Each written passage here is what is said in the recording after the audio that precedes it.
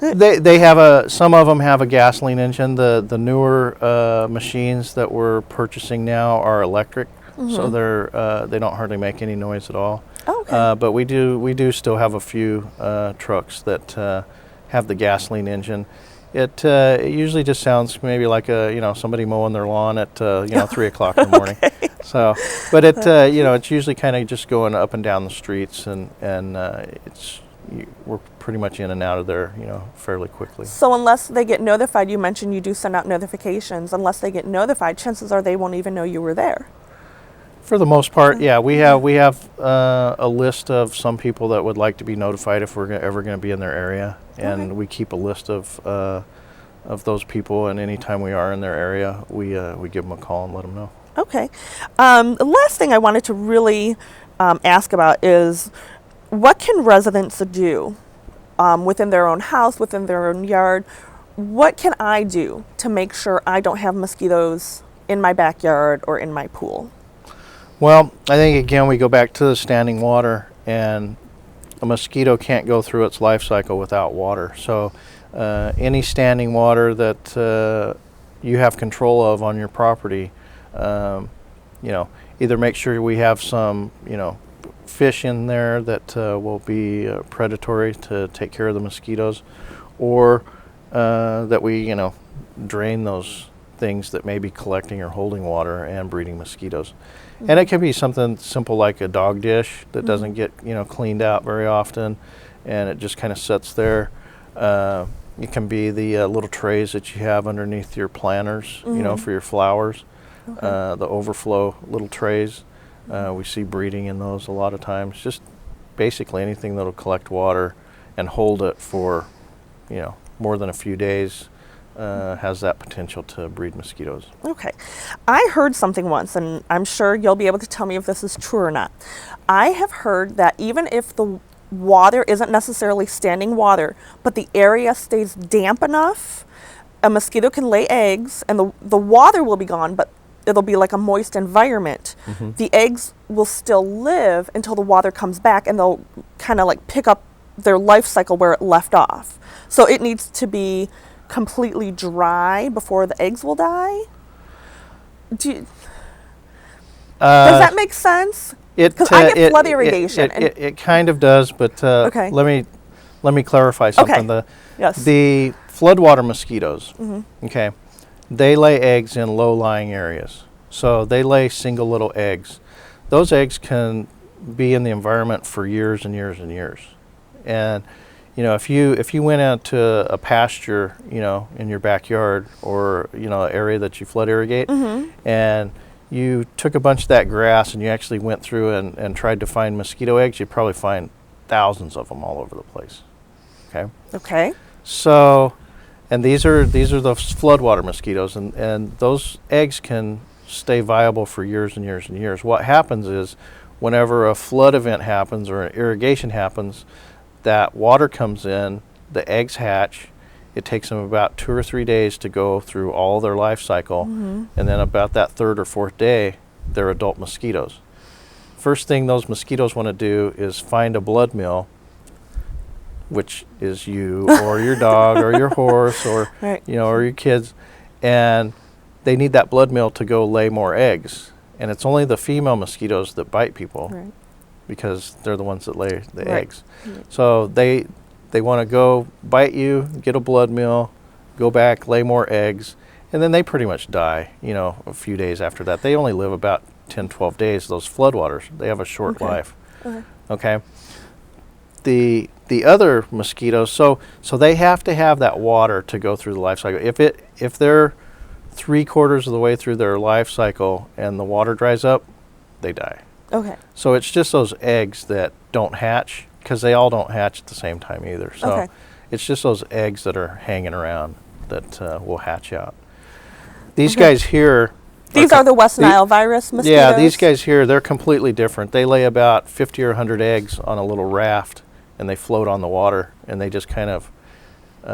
and that's how the fish will come eat them, because they're all just hanging out. They hatch out and go through their life cycle, come out as an adult, and they do the same thing. They go for that blood meal, but they might live, a month, 45 days, so they live a lot longer. They're not all hatching out at the same time, so there's not hundreds of mosquitoes that are biting people. Okay. There's the ones that you don't notice that, kind of silently infect you. Okay. Well, let's talk for a minute about what we can expect from West Nile virus. Have you seen it get better or worse over the last few years? How do you think this season will go? It fluctuates. Okay. Last year was one of the, lowest years we've ever had in activity. The year before that, in 2010, was one of the most active. It does fluctuate a little bit depending on, how active your monsoon is, but it doesn't always, correlate because we have so much water available all over the valley. Well, the pools or the fountains. The pools, people the have. fountains, it doesn't even have to be that. It can be, the street drains that pick up the water after you've washed your car, that it looks all dry in your neighborhood, but you got, these street drains that are full of water. So you got all this mosquito breeding going on, right underneath your feet. Crazy.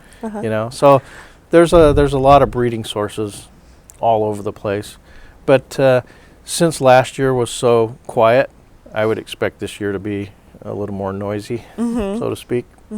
So I think probably the activity will increase from last year anyway, because it's kind of cyclic. It kind of goes up and down. Okay. You mentioned earlier, I'm sorry to backtrack, but you did mention earlier about getting notified for fogging. How would someone get on the list to be notified? When They fogging? would call the same number that they call for the complaint line. Okay. They just ask to be put on the notification list. Okay. And then if someone did have a complaint or wanted to report a green pool, who would they need to contact for that? Well, we have the website that complaint can be done. That's the maricopa.gov/WNV. And then we have a normal complaint line that we have operators that man that, and that's the 602-506-0700. Fantastic. One thing I wanted to touch on, even though I know the season is pretty much over for them, roof rats. Are we still seeing roof rats around? If they're in an area, they'll always be around in that area. It doesn't matter if it's summer, winter. They tend to be more active in the winter. They tend to have their breeding cycles more in the wintertime. That's when the citrus are, out there and they have more of a food supply. But, one thing with roof rats, if they're in the area that, that you live, if you're providing them food, water, or shelter, they're going to hang around. If you're not providing them food, water, or shelter, they'll go someplace else. So, if you have roof rats or you notice, rodents around there, it's probably because they like to live in the same place you do. Okay. Do they only eat the citrus, or will they eat anything? They'll eat anything. Really? They'll eat dog food, cat food, fruits, nuts, vegetables, but they like citrus, but they'll eat anything. So if someone does have a citrus tree, they should probably pick the food off, or the citrus off, so the rats don't have that food source. And will that help keep them away? Yeah. Okay. Yeah, and your citrus usually are mature, usually January, February, So if you pick those as they, become ripe and get rid of them, that's one food source that's gone. Make sure you don't leave your dog dishes out with food in them, or have water available to them.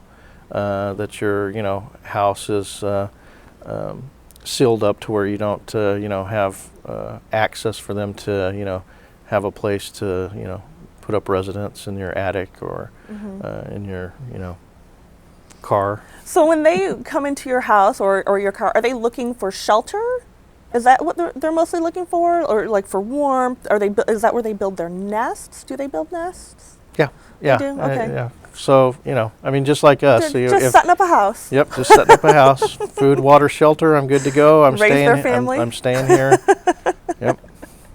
And have we seen roof rats maybe get better, get worse over the last few years?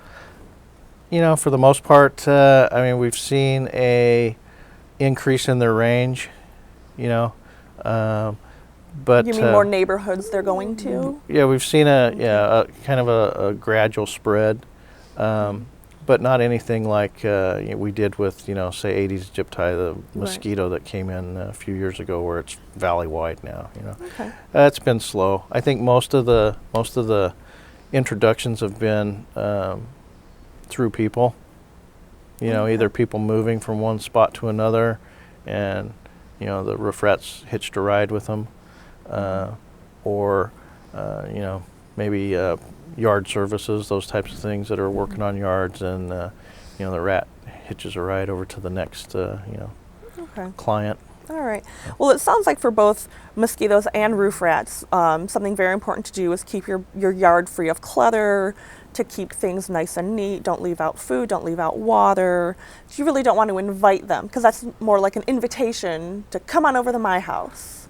Well, yeah, you know, vector control has a little saying: you breed them, you feed them. You know, so yeah, it's Great. Well, thank you so much for all the wonderful information. It's been very helpful. Thank you, everyone, for joining us. Again, if you have any questions or need more information, you can contact us at 602-506-0700, or you can also find more information on our website, www.maricopa.gov/WNV.